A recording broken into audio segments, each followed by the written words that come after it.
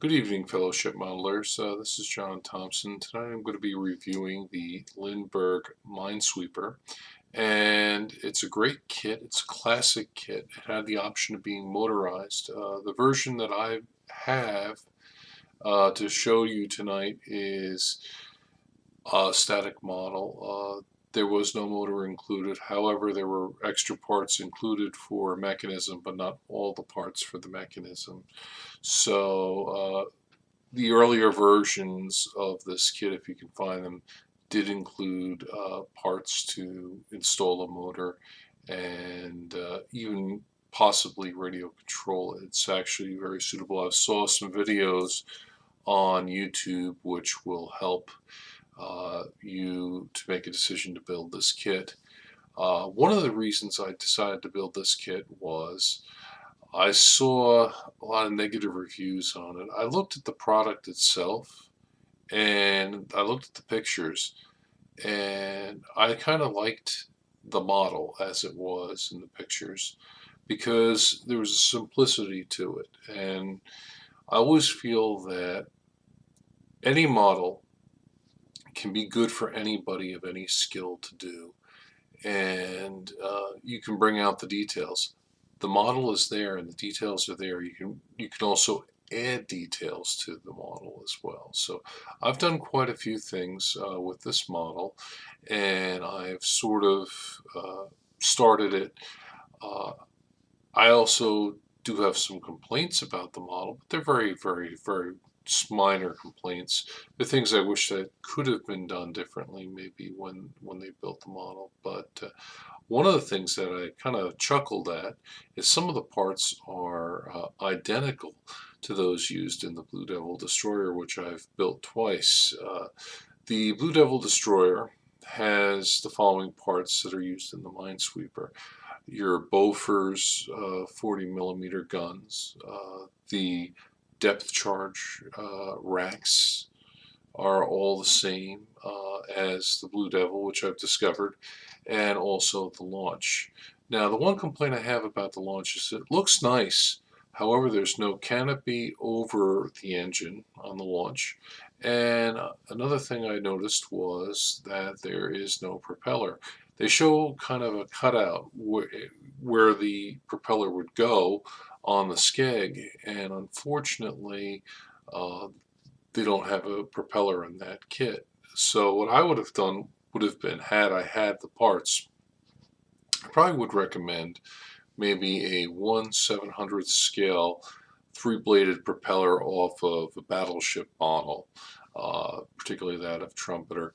Uh, the model itself seemed to go together very well. I did have a couple of issues with the hull, and what I had to do was sort of build it gradually, meaning that I had to glue a section, tape it up, clamp it, let it set, and then glue another section. And then things really changed when I put the decks down. Now you have two deck assemblies. There's an aft deck assembly and a forward deck assembly. Now, when I put the aft deck assembly down, I made the mistake of removing two little ears. They're very small. They almost look like flash, or or a gate that they used in the molds on the models. So that's something that you got to keep in mind. That actually can stay on that part. They're two little tiny ears. And I decided that it was too much effort to try to refabricate these details that I removed, and they're not really critical to the model's appearance. So I left them off. The model does offer options if you're interested. You do have options to do, say, for instance, a naval gray. In my case, I went with the larger numbers and the bow and the and the smaller numbers in the stern, and the gray hull and superstructure, typical battleship gray model. Now, the other option with this kit, which is interesting, is they also give you another set uh, of decals to do the dazzle paint scheme, and these decals also can be used in a World War II haze gray scheme. So instead of the large numbers that you would have in peacetime, you could actually go and put the smaller numbers and sort of be, you know, more prototypically accurate. The accuracy prototypically to the hazard, which is what this kit was marketed as, there are differences in the actual ship itself. The prototype differed in several ways, but they're not things that can't be changed. This kit actually lends itself very nicely to kit bashing if you want to do so in the future. Although I pretty much kept the model pretty much stock. I did add a couple of minor things which didn't come with the kit. I know Lindberg with their Blue Devil destroyer, they like to include stanchions for the handrails, which are or lifelines, I should say, on these models, and I actually wound up making my stanchions for the lifelines. I made them out of brass wire. I painted it gray, and I used thread, much in the same way that I would have in construction of the Lindbergh Blue Devil destroyer. Uh, it looked very good, actually, and so that was today's project. There's some other details too behind the gun tubs, the 40mm gun tubs.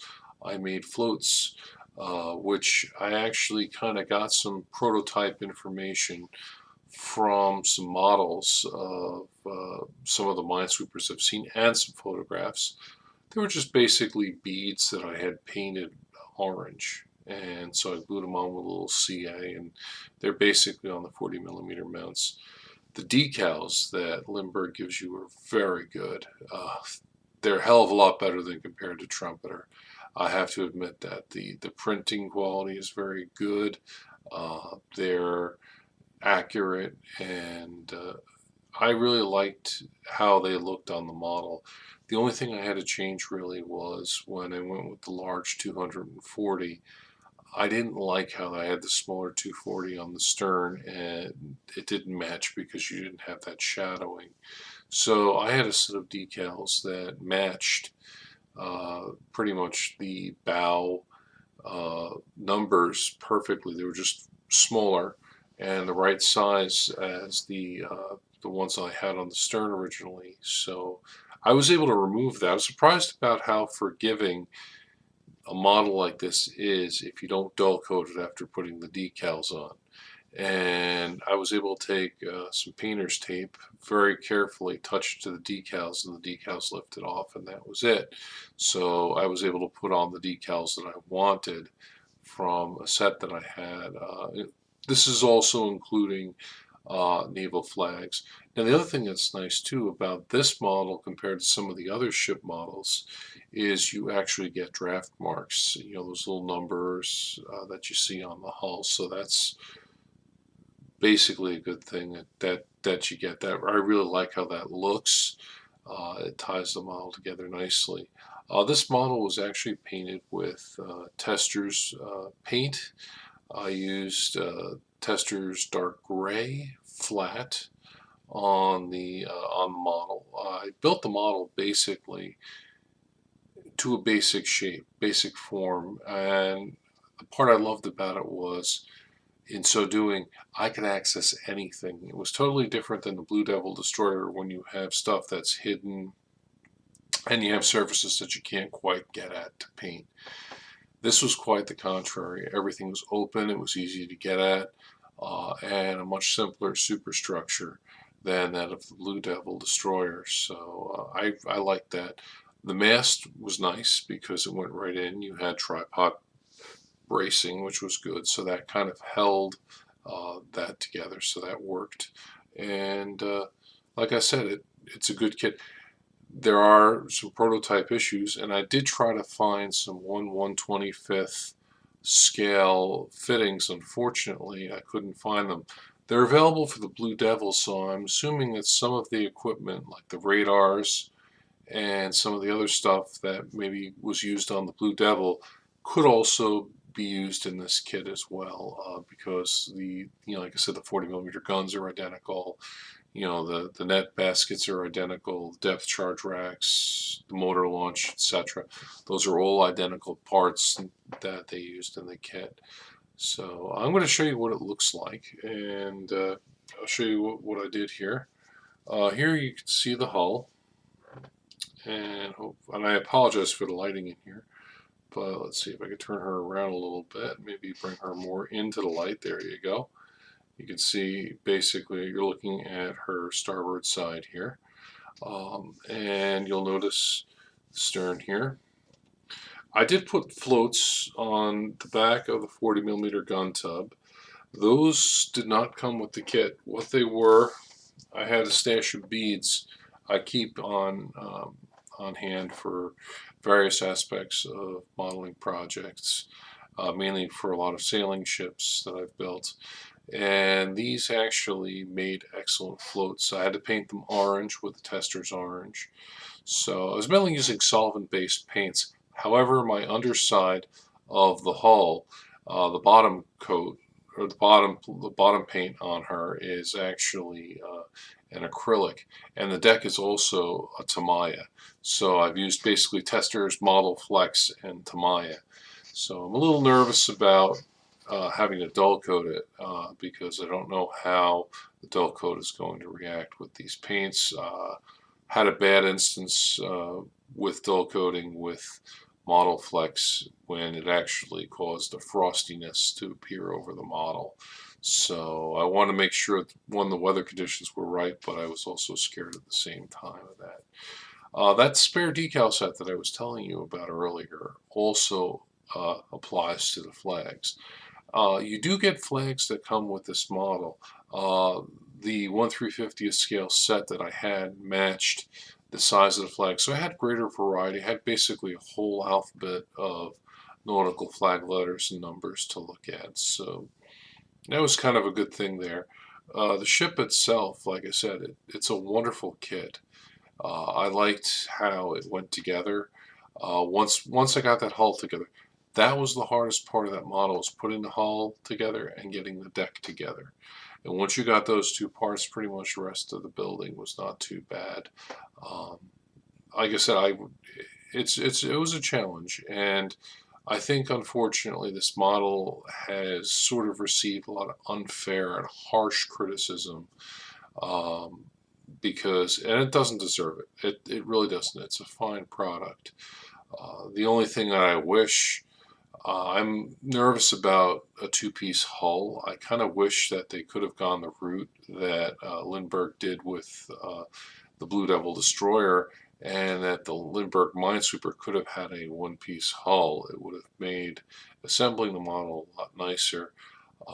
Certainly I didn't have to worry about gapping and just constantly reinforcing the glue joints. Not that I'm going to put this model in the water. I can't, because they didn't give me any stuffing boxes. So that's pretty much it. So I just wanted to show you an honest review of what I've been doing, and also to basically tell you to consider building this. It's a good kit, and even for people that have experience, you know, never thumb your nose up at anything that you can learn from. It's a good kit. So have a good evening.